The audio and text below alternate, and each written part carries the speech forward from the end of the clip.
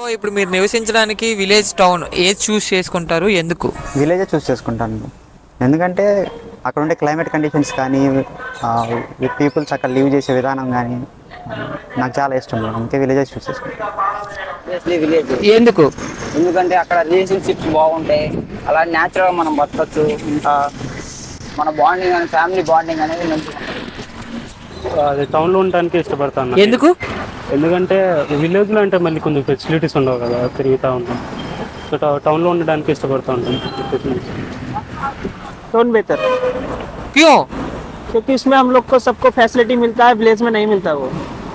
Tone में हम open घूम सकते हैं, रह सकते हैं, विलेज में हमको वो आज़ादी नहीं मिलता। उसमें रहना बोले जेल में रहना, उसके लिए हमारे को टोन बेस्ट है।